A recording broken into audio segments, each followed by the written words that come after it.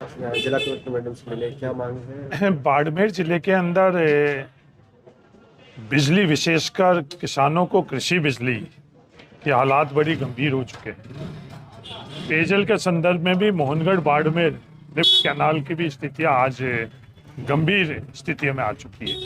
इन दोनों के संदर्भ में तत्कालीन क्या हो सकता है, उसके संदर्भ में जिला कलेक्टर महोदय से वार्ता हुई और आने वाले वक्त के अंदर इसको कैसे हम सुचारू कर सकें कि बिजली और पानी की व्यवस्था ठीक हो सके। मोहनगढ़ के अंदर जो पंप लगे हुए हैं उसमें पर्याप्त बिजली उपलब्ध नहीं होने के कारण बाड़मेर पूरे के पूरे जिले के अंदर और बैतू के अंदर बिजली का उपलब्धता नहीं होने के कारण आज संकट में पेयजल शिव के अंदर जो 220 केवी का जीएसएस बनना था वो अभी तक उसकी पूरा नहीं होना। बालोतरा में 220 केवी का जो जीएसएस था उसमें कुछ फॉल्ट आ गई और वो किसी और जीएसएस से उसकी पूर्ति करनी चाहिए और वो भी बाड़मेर के जीएसएस के ऊपर उसके विद्युत आपूर्ति के संदर्भ में जो फैसला लिया गया, इसलिए जो हालात पहले से ठीक नहीं थी वो आज गंभीर स्थिति में पहुंच चुकी है। तो बिजली और पानी के संदर्भ में जिला कलेक्टर महोदय से भी बात हुई और जो हम लोगों की समझ थी और जो नीचे स्थिति है आज वो गंभीर स्थिति हो चुकी। सर, इस लोकसभा क्षेत्र की बात करें, बिजली पानी के साथ साथ ही जो ओरण का मुद्दा है वो चल रहा है। ये ओरण का मुद्दा चल रहा है और ओरण के संदर्भ में कभी और अपन चर्चा करेंगे। लेकिन और जो आज के समय में इंसान को सबसे पहले अगर किसी को जरूरत है तो वो पेयजल के संदर्भ में, और आज किसान बाड़मेर जिले के किसान को जब बिजली नहीं मिल रही है तो आज बाड़मेर के जिले के किसान खून के आंसू रो रहे हैं। तो उनके दर्द और तकलीफ हम लोग अगर समझना चाहे तो हमको सबको समझना चाहिए। और बाकी भी बहुत इशू, सिर्फ ओरण एक इशू नहीं है, आज कम से कम 1000 इशू है बाड़मेर जिले के अंदर, वो सब भी बहुत महत्वपूर्ण है। पर आज के वक्त के अंदर सबसे महत्वपूर्ण है कि बाड़मेर के किसानों को विद्युत आपूर्ति कृषि के अंदर पूरी होनी चाहिए और पेयजल के संदर्भ के अंदर रहनी चाहिए।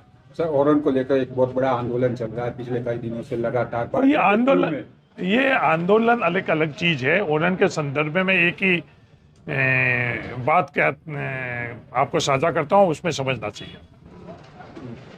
पिछले 5 वर्षों के अंदर 30,000 बीघा राजस्व रिकॉर्ड के अंदर जैसलमेर में ओरण में दर्ज की गई। उस 5 सालों के अंदर ओरण को मीडिया के अंदर चर्चा नहीं हुई, ओरण के संदर्भ के अंदर विवाद नहीं हुआ, ओरण के संदर्भ में आंदोलन नहीं हुआ। तो पिछले 1 वर्ष से सिर्फ हम लोग आपस में चर्चा में, विवाद में और आंदोलन के अंदर ओरण को लेकर आ रहे। जो ओरण का संरक्षण का पहला कदम ओरण को राजस्व रिकॉर्ड में दर्ज कराना, हम लोगों की सरकार थी, मैं राजस्व मंत्री था, तो 30,000 बीघा, उससे पहले ओरण दर्ज राजस्व रिकॉर्ड के अंदर कितनी हुई वो रिकॉर्ड आप लोग देख लो। 5 सालों के अंदर ओरण कितनी दर्ज हुई। सामूहिक तौर के ऊपर हम सब लोगों को प्रयास ये करना चाहिए, ओरण पर हम लोग विवाद नहीं करें। ओरण का जो हमारी पीढ़ियों से ओरण का संरक्षण हुआ है, कहीं त्रुटि है तो इस त्रुटि की पूर्ति कर कोई भी ओरण के संदर्भ के अंदर, ओरण के माध्यम से, ओरण शब्द के माध्यम से, ओरण व्यवस्था के माध्यम से किसी और मकसद से, चाहे वो राजनीतिक मकसद क्यों नहीं है, व्यवसायिक मकसद क्यों नहीं है, किसी का विरोध करना मकसद क्यों नहीं है, ओरण से पवित्र हम लोगों के लिए कुछ नहीं है। आध्यात्मिक तौर पर, धार्मिक तौर के में ओरण हमारे यहाँ मंदिर नहीं हुआ करते थे, ये ओरण ही थी, उनको हम धार्मिक तौर के ऊपर उसको पूजते थे। ये अगर समझ में आ जाएगी तो आपकी बात का पूरा उत्तर। ओरण को लेकर पिछले दिनों एक डिबेट हुई थी न्यूज चैनल पर, जिस पर आपके कांग्रेस के नेता को पूछा गया था कि इसकी परिभाषा क्या है, जबकि परिभाषा ही पता नहीं है। अरे परिभाषा नहीं है, मैं माफी चाहता हूं, ये टेक्निकल बातें आप जो बात कर रहे हो। डिम्ड का मतलब क्या होता है? ओरण को डिम्ड फॉरेस्ट का फैसला किसने किया? सुप्रीम कोर्ट ने किया। और ये जरूरी थोड़ी कि हर व्यक्ति को हर भाषा के ऊपर कमांड हुई। डिम्ड मतलब होता है माना जाए। डिम्ड मतलब यह है कि जो भी कानून नियम कानून के माध्यम से बने हुए हैं वो लागू होना चाहिए। डिम्ड विलेज है उसके अंदर स्थिति अलग है। जैसलमेर के अंदर डिम्ड विलेज भी हुए कि जो गांव बनाने के पैमाना था वो हम लोगों के यहाँ आबादी के न्यूनतम जो आवश्यकता थी उसके अंदर वो गांव राजस्व गांव नहीं बना पा रहे थे, तो वहाँ डिम्ड विलेज बने।